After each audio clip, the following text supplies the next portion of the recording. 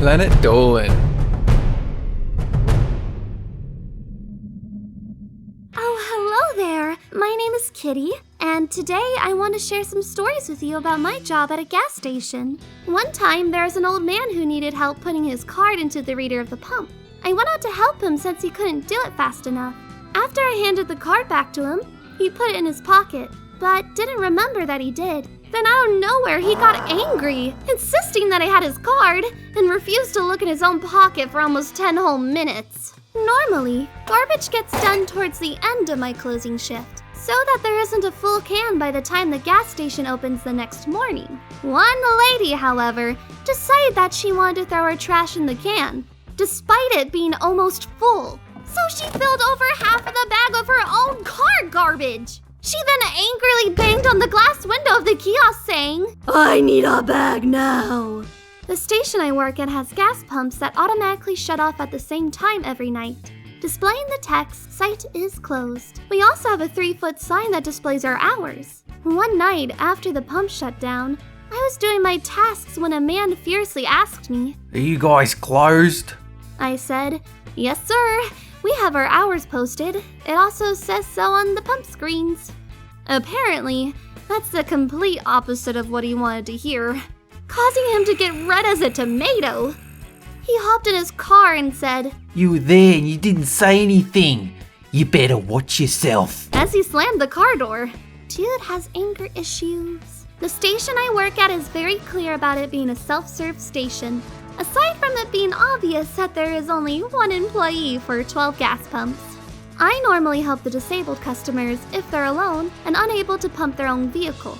I will pump their gas with no questions, but if someone has others in the car within legal driving age, then I must inform them that I can help, but it is self-serve. One time an old man told me that he had arthritis, but I could see that he had a car full of people who were of legal driving age. I told him, "I can help, but if you have absolutely no way to get your own gas, I can assist you." His sister in the passenger seat said that she could do it, but before she could even finish speaking, he snapped, asking, Do you know the manager, Brian? You know, the one that owns the whole building? as if it were some way to threaten me into doing what he wanted me to do, even though I had already agreed. Most people are distracted by their phones, their children, or cleaning off their car while pumping their gasoline. You could make a sign as big as a billboard, but that wouldn't stop some customers from breaking the rules, such as no smoking by the pumps or turning off the engine. I never thought I'd need to tell someone to not play soccer while pumping their gas, or to explain why kicking a ball around flammable material was a bad idea. I've also dealt with some unreasonable customers working as a cashier. If you work in any form of retail, you'll experience a bathroom disaster so horrible that it seems like the only way it happened is by spiritual possession. Some stores have it happen a bit more often than others. One disaster caused our single customer toilet to be out of service. We kept the keys to the bathroom at the register with a colorful spatula zip tied to it to prevent key theft. One woman desperately needed to use the restroom, but we had to tell her to go next door since ours was broken. But she was having none of it. She claimed it was too far of a walk and threatened to go in an aisle if she didn't get the key. Let's just say her threat turned out not to be an empty one. Oh. So my manager banned her from the store and called the cops.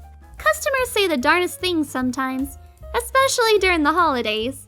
After ringing up the first of a few watermelons, a customer asked, "Don't you have any watermelons with seeds in them?" Man, that's just wrong. It's so unnatural for watermelons to have no seeds in them. I replied, "No, I'm sorry, we don't, ma'am." It was hard to keep a straight face when she said, How did they even get all of those seeds out of the watermelon and put it back together like that?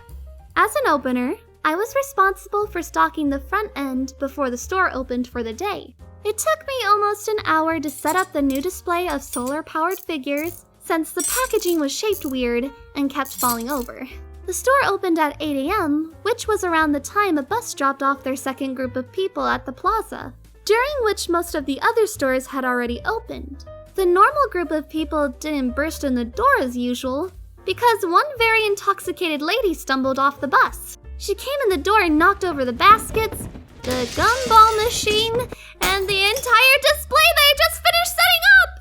Black Friday is crazy, but sometimes Sundays are even busier. One time, a manager had to unlock the door early for a crowd of almost 40 people who were waiting to get in on a regular non-holiday. One lady was so determined to get inside that as soon as the doors opened, she ran towards the door. She slipped and fell, needing an ambulance, but tried to refuse any help because she thought her shopping was far more important. Needless to say, she left in the ambulance very angry. As a cashier, we accept most forms of payment, such as bank cards, credit cards, checks, and cash. A lady had almost $400 worth of groceries, and when I asked for payment, she took out a shoebox full of $1 bills and told me to count them. She didn't know how much she had. She just shoved the box towards me and said, "Count it." And as I counted begrudgingly, it turned out the lady was a few dollars short. And when I told her this, she then said, Oh, okay. Here. and dumped out a bag full of coins. I had to count it all twice. Then I had a manager come over to count it since it was over a certain amount. The line behind her was even less happy about it than us employees. Okay, so we aren't supposed to say anything to anyone unless we were certain that they had stolen something. Normally, I just let it go. Even having people walk in to try on sunglasses, only to walk out with them. Once they left the store, it was no longer our responsibility. A particular person had been in the store for a while and only bought 5 small things. He claimed that he forgot something and said that he would get back in line. I had a feeling he wasn't getting just one thing, since it had been almost 20 minutes. So I informed my manager, and she caught him trying to leave with his entire bag, which was so full of things that they started to poke through. When my manager asked for his receipt, he dropped the bag and ran, leaving even the purchase items behind. Man, he's not that bright. There once was a customer who would come in on the same night every week and wait outside to come in exactly 5 minutes until we locked the doors. He would get exactly 10 items every time and wouldn't come to the register until 10 to 15 minutes after we locked the doors to purchase the items, but wouldn't buy all of them. He would only buy about half of the items and then tell us to put them back. Most of them were freezer items that needed to go back immediately. Thank you for listening to my crazy stories and have a good one. Pow pow!